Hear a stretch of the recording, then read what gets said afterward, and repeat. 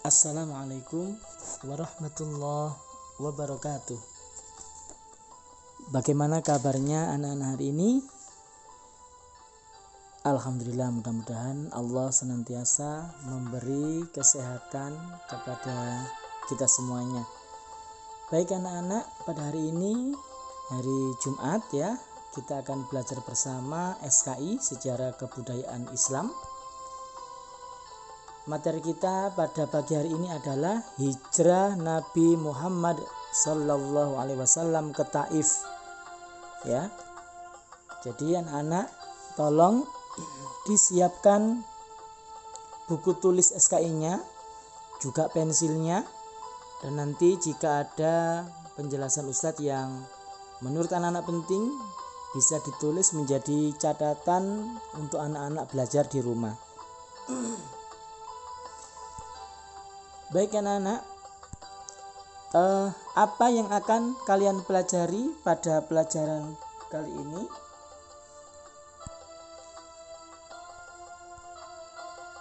Ya, yang pertama, setelah kita nanti mempelajari bab ini, diharapkan anak-anak nanti mampu yang pertama menghargai nilai semangat hijrah Rasulullah Sallallahu Alaihi Wasallam ke Taif. Itu yang pertama. Yang kedua, menjalankan sikap tabah dalam menghadapi masalah kehidupan. Jadi anak-anak setelah nanti kita melihat atau mendengarkan, juga menyimak bagaimana perjalanan Rasulullah ketika hijrah ke Taif, mudah-mudahan ini akan menimbulkan sikap tabah dalam menghadapi masalah kita ya. Dan yang ketiga, diharapkan nanti anak-anak mampu memahami peristiwa penting dan juga sebab-sebab mengapa Nabi Muhammad Sallallahu Alaihi Wasallam hijrah ke Taif ya. Baik anak-anak, yang pertama yang kita bahas, disiapkan pensilnya ya, sudah bisa mulai dicatat. Sebab-sebab Nabi Muhammad Sallallahu Alaihi Wasallam hijrah ke Taif. Kita tahu hijrah atau hijrah itu berarti pindah. Jadi anak-anak, Rasulullah ketika berada di Mekah itu senantiasa berdakwah, baik yang pertama kali berdakwah secara sembunyi-sembunyi atau sir. Kemudian beliau berdakwah secara terang-terangan. Tetapi kaum kafir Quraisy senantiasa dan selalu memusuhinya, bahkan hendak melukai Rasulullah Sallallahu Alaihi Wasallam. Nah, yang jadi pertanyaan adalah apa sih sebab Nabi Muhammad Sallallahu Alaihi Wasallam hijrah ke Taif? Yang pertama, mengapa Rasulullah kok hijrah ke Taif? Karena semakin gencarnya kaum kafir Quraisy memusuhi Nabi Muhammad Sallallahu Alaihi Wasallam setelah meninggalnya Siti Khadijah, yakni beliau adalah istri Nabi dan juga Abu Thalib pamannya. Jadi anak-anak, Siti Khadijah istri beliau itu meninggal. Ketika itu beliau wafat pada usia 65 tahun. Jadi beliau sudah mendampingi Rasulullah selama 25 tahun dan pada usianya yang ke-65 beliau dipanggil oleh Allah. Siti Khadijah ini yang senantiasa mendukung perjuangan Rasulullah. Mulai dari harta bendanya digunakan untuk berdakwah selalu senantiasa. Ketika Rasulullah mengalami kesedihan karena disakiti oleh kaum kafir Quraisy, Siti Khadijah istrinya ini yang senantiasa menghibur dan membesarkan hati Rasulullah, selalu mendukungnya. Begitu juga pada tahun yang sama Allah telah memanggil atau mengambil paman yang senantiasa membela perjuangan Rasulullah. Siapa beliau? Yakni Abu Thalib, paman Rasulullah atau ayah dari Ali bin Abi Thalib. Walaupun Abu Thalib ini belum masuk Islam, tetapi karena beliau merupakan pembesar orang-orang Quraisy ketika ada musuh-musuh Rasulullah atau kaum kafir Quraisy yang hendak memusuhinya, pasti Abu Thalib ini yang berdiri di depan membela Rasulullah. Maka pada tahun yang sama meninggalnya istri beliau, juga meninggalnya paman beliau yang senantiasa membela. Ini Rasulullah benar-benar bersedih, maka disebut juga sebagai Amul Huzni, yaitu tahun kesedihan. Nah, karena tidak ada yang membela Abu Thalib sebagai pamannya dan juga Siti Khadijah, maka kaum kafir Quraisy ini gencar memusuhi Rasulullah karena sudah tidak ada yang membela lagi. Ini salah satu sebab yang menjadikan Rasulullah hijrah ke Thaif. Yang kedua anak-anak, yang kedua adalah adanya tawaran dari kerabat Nabi Muhammad SAW yang menjadi pemimpin di Thaif untuk melindunginya. Ketika mendengar Rasulullah dimusuhi di Mekah, ini ada saudara Rasulullah yang berada di Thaif ini menawarkan bantuan perlindungan. Kalau engkau tidak dihargai di Mekah, engkau disakiti di Mekah wahai Muhammad saudaraku, maka pergilah ke Thaif, niscaya aku akan melindungimu. Itulah janji saudaranya yang di Thaif. Maka ini salah satu menjadi sebab mengapa Rasulullah hijrah ke Thaif.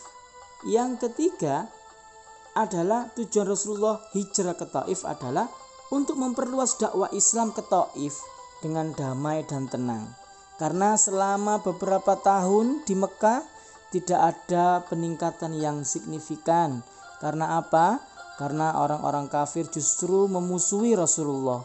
Bukan semakin bertambah, malah semakin memusuhi dan memojokkan Rasulullah. Sehingga Rasulullah ingin memperluas dakwah Islamnya, yakni ke kota Thaif dengan damai dan tenang.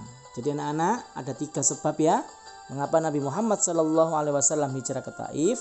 Yang pertama, karena semakin gencarnya kaum kafir Quraisy memusuhi Nabi Muhammad SAW setelah meninggalnya Siti Khadijah istri Nabi dan Abu Thalib pamannya.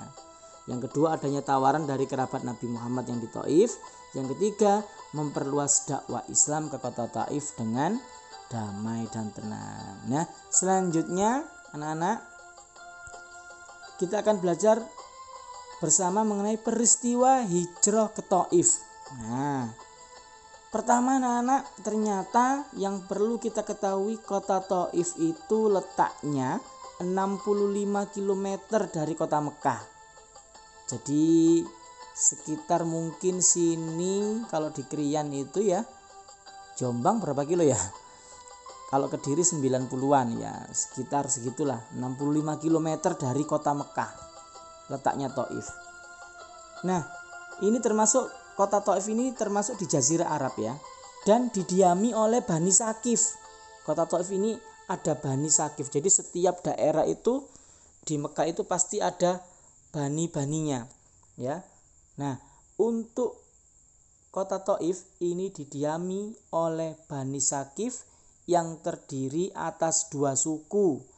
Apa saja? Yakni Bani Ahlaf dan Bani Malik. Jadi suku yang mendiami kota Thaif ini terdiri dari 2 suku, yakni Bani Ahlaf dan Bani Malik. Kemudian anak-anak, yang perlu kita ketahui dari kota Thaif adalah Nabi Muhammad SAW ini hijrah ke Thaif pada bulan Syawal. Pada bulan Syawal beliau hijrah ke Thaif tahun ke-10 kenabian. Jadi belum ada hijrah ya, hijriah, karena belum hijrah ke Madinah. Tahun hijrah nanti dihitung setelah Rasulullah hijrah ke Madinah, dan itu pun pada saat Umar bin Khattab. Maka ketika Rasulullah hijrah ke Madinah ini disebut nanti memakai tahunnya istilah tahun kenabian setelah Rasulullah menjadi nabi, 10 tahun setelah Rasulullah menjadi nabi. Nah, Nabi Muhammad ini ditemani oleh Zaid bin Harisah. Siapa Zaid bin Harisah? Zaid bin Harisah ini dulunya adalah budak dari Siti Khadijah istri Nabi Muhammad, yang kemudian ketika Rasulullah diangkat menjadi nabi, Zaid bin Harisah pun masuk Islam dari anak-anak dan diangkat, dimerdekakan jadi budak dan diangkat menjadi putra angkat Rasulullah SAW. Maaf. Kemudian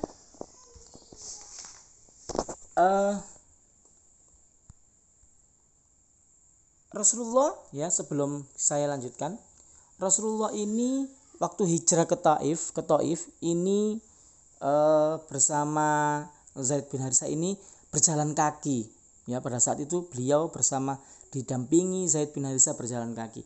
Dan yang keempat, salah satu tujuan dari Nabi Shallallahu Alaihi Wasallam ke Taif adalah untuk mencari bantuan, ya, seperti tadi ya, sebab-sebabnya ya, keluarganya. Ya, ini siapa keluarga yang didatangi yang termasuk pembesar kaum Taif, yaitu yang pertama bernama Kinanah atau yang disebut dengan julukannya Abu Jalil. Jadi di Mekah itu anak-anak beberapa orang itu punya nama asli kemudian punya julukan seperti Abu Jahal, itu julukan. Sebenarnya punya nama tersendiri, Abu Lahab dan sebagainya, Abu Bakar, itu adalah julukan. Yang kedua saudaranya yang di Taif adalah Mas'ud atau Abu Kuhal. Dan yang terakhir, yang ketiga adalah saudara Rasulullah yang di Taif adalah Habib. Ini karena ada tawaran bantuan, maka Rasulullah hijrah ke Taif. Selanjutnya, tadi ya sudah sampaikan, Nabi Muhammad SAW menuju Taif dengan berjalan kaki. Jadi mungkin ada yang bertanya, apa naik onta, naik kuda? Tidak. Jadi Rasulullah ke Taifnya berjalan kaki didampingi Zaid bin Harisah. Dan yang terakhir, dakwah Nabi Muhammad SAW tentang Islam ini ditolak mentah-mentah oleh penduduk Taif. Nanti ada cerita, Ustadz lanjutkan di lain waktu ya, enggak saat ini karena sudah banyak ini nanti yang akan ditulis. Nanti ada cerita ketika Rasulullah dilempari batu dan sebagainya di Taif. Itu insya Allah bersambung di hari Jumat selanjutnya ya. Jadi anak-anak, itu sedikit kisah peristiwa Rasulullah ketika hijrah ke Taif. Bagaimana perjuangan beliau 65 km berjalan kaki sampai sana tidak dihargai, justru dakwahnya ditolak mentah-mentah. Mudah-mudahan semangat yang ditularkan oleh Rasulullah ini menjadikan semangat kita. Kalau saat ini kita berarti semangatnya adalah untuk belajar ya, semangat belajar walaupun di masa pandemi seperti ini anak-anak harus tetap belajar. Baik anak-anak, tugas kali ini hanya mencatat di buku tulis, tidak ada latihan.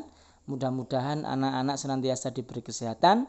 Ustadz ucapkan wassalamualaikum warahmatullahi wabarakatuh.